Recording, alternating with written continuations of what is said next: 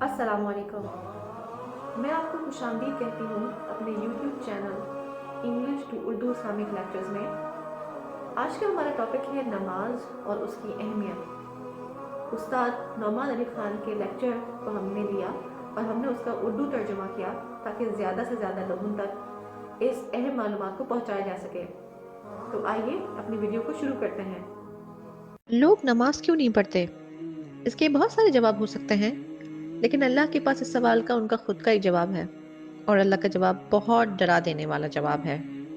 He said, فلا صدق ولا صلى ولكن كذب وتولى. अल्लाह फरमाता है, उस शख्स ने हकीकतन सच को तस्लीम नहीं किया और ना ही वो नमाज पढ़ता है। अल्लाह ने ईमान ना लाने वालों की बात की। अल्लाह ने दो चीज़ें कही, इस शख्स ने सच को तस्लीम नहीं किया और ये नमाज नहीं पढ़ता। दिलचस्प, यानी अगर वो शख्स हक तस्लीम नहीं करता तो हम ये एक्सपेक्ट करते हैं कि अल्लाह कहता صدق ولا آمن. सही।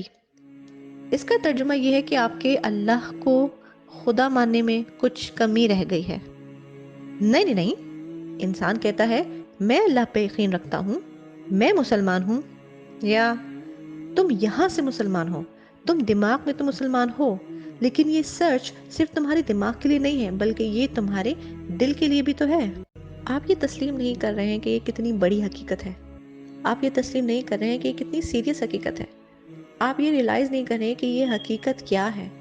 कभी कभी आपको कुछ पता होता है लेकिन आप इसके बारे में सोचते नहीं। आप जानते हैं मगर आप सोचते नहीं।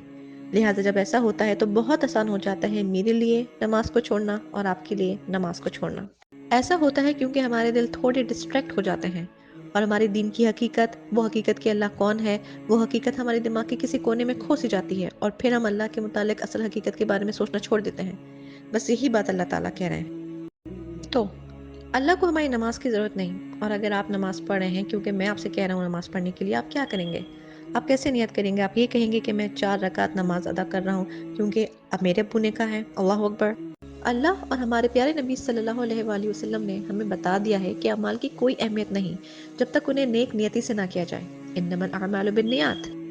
लिहाजा अगर आप नमाज पढ़ते भी हैं लेकिन आपकी नियत यही थी कि मैं कह रहा हूँ पढ़ें, ये आपकी नियत है, फिर तो आपकी नमाज ना मेरे लिए फ़ायदेमंद है और ना आपके लिए फ़ायदेमंद है। अगर किसी को आपकी सही नियत से पढ़ी जाने वाली नमाज का फ़ायदा होगा तो वो खुद आप है। नाउ, अच्छा ठीक है, ये तो था सवाल का जवाब कि कोई नमाज क्यों नहीं पढ़ता। अब दो चीज़ें हैं जिनके बारे में मैं आपसे बात करनी है। उनमें से एक ये कि नमाज पढ़ने का मकसद क्या है, मतलब पॉइंट क्या है। क्योंकि आपको ऐसा लगता होगा कि नमाज पढ़ने का मकसद ये है कि आप दोज़ख में ना चले जाएं, या अगर आपने नमाज नहीं पढ़ी तो आप से अल्लाह नफरत ना करने लगे, या नमाज का मकसद ये है कि अगर आपने नहीं पढ़ी आपको सख्त सज़ा न मिले, या फरिश्ता आप पे लानत न भेजे। मतलब ये सब नेगेटिव ख्यालात। लेकिन अल्लाह ने तो ये मकसद मेंशन ही नहीं किए। नमाज पढ़ने का मकसद किसी नेगेटिव चीज़ से दूर होना नहीं है, बल्कि नमाज पढ़ने का मकसद ये है कि हम पॉजिटिव चीज़ों की तरफ ज़िंदगी में आगे बढ़ें। ये है नमाज का असल मकसद। जैसे कि दो स्टूडेंट्स हैं, एक स्टूडेंट पढ़ाई कर रहा है ताकि फेल ना हो, और एक स्टूडेंट पढ़ रहा है क्योंकि उसे वो सब्जेक्ट पसंद है। एक स्टूडेंट की पढ़ाई का मकसद है कुछ पॉजिटिव गेन करना, और एक स्टूडेंट की पढ़ाई का मकसद किसी नेगेटिव नतीजे से बचना। ये दोनों बिल्कुल एक ही काम कर रहे हैं, बिल्कुल एक काम, लेकिन इन दोनों में से एक बहुत खुश है, अपना काम एंजॉय कर रहा है, और दूसरा बहुत डिप्रेस्ड है और बहुत परेशान है। क्यों? क्योंकि उनमें से एक का मकसद है नेगेटिव नतीजे से फरार होना और दूसरे का मकसद है पॉजिटिव की तरफ बढ़ना। अल्लाह हमें कुरान में नमाज के मुतालिक बताते हैं कि हमें नमाज क्यों पढ़नी चाहिए, नमाज पढ़ने का पॉइंट क्या है। वो हज़रत मूसा सलाम को बताते हैं, जब उन्होंने अल्लाह से बात की थी, अल्लाह ने फरमाया, أقم الصلاة لذكري. तर्जुमा, नमाज कायम करो ताकि तुम अपने रब को याद कर सको। नमाज कायम करो ताकि तुम अपने रब को याद रखो। मैंने आपको पहले भी बताया था कि इंसानों में आपस में ताल्लुक बहुत लिमिटेड है, लेकिन अल्लाह से आपका ताल्लुक बहुत ही पहले से शुरू हो गया था, और अल्लाह से आपका ताल्लुक आपके दुनिया से चले जाने के बाद भी जुड़ा रहेगा। लिहाजा अल्लाह और अपने दरमियान का ताल्लुक को हमेशा याद करते रहना चाहिए, क्योंकि हर अच्छी चीज़ जो आप तक पहुंचती है वो सिर्फ और सिर्फ अल्लाह से जुड़े ताल्लुक की वजह से ही पहुंचती है। थोड़ी बहुत अच्छी चीज़ें आपस के ताल्लुक से भी आती हैं, थोड़ी बहुत चीज़, लेकिन बाकी तमाम खैर की, भलाई की चीज़ें जो आप तक पहुंचती हैं वो सिर्फ अल्लाह की तरफ से आती हैं।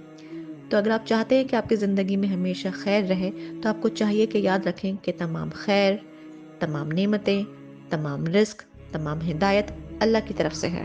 لہٰذا اللہ فرماتا ہے سب سے بہترین طریقہ ان نعمتوں کو یاد کرنے کا یہ ہے کہ تم اللہ کو نماز میں یاد کرو۔ اسی لیے ہمیں نماز پڑھنی چاہیے، اوکے؟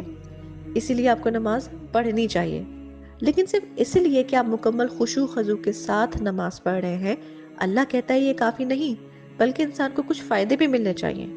لہٰذا کئی بہترین چیزیں آپ کو حاصل ہوں گی جب آپ سچے دل سے اللہ کو یاد رکھیں گے۔ آپ سچے دل سے اللہ کو یاد رکھتے ہیں جس طرح سے اللہ چاہتا ہے، اور اللہ چاہتا ہے کہ آپ نماز سے اللہ کو یاد رکھیں۔ اگر آپ ایسا کرتے ہیں تو اللہ فرماتا ہے إن الصلاة تنهى عن الفحشاء والمنكر. اس آیت میں اللہ فرماتا ہے کہ نماز بے حیائی اور برائی کے کاموں سے انسانوں کو روکتی ہے۔ نماز انسانوں کو برائی کے کاموں سے دور رکھتی ہے، کیونکہ برائی اور بے حیائی ہمارے چاروں طرف ہے اور ہم اپنے بچوں کو اس کے سامنے آنے سے نہیں روک سکتے۔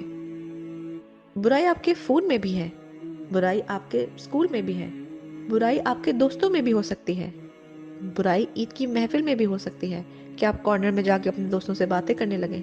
برائی تو ہر جگہ ہے، اور ہر بار جب بھی آپ برائی کی طرف بڑھتے ہیں آپ کا دل سیاہ ہوتا جاتا ہے۔ لہٰذا اللہ فرماتا ہے کہ اگر آپ نماز قائم کرتے ہیں تب آپ برائی سے بچ جائیں گے۔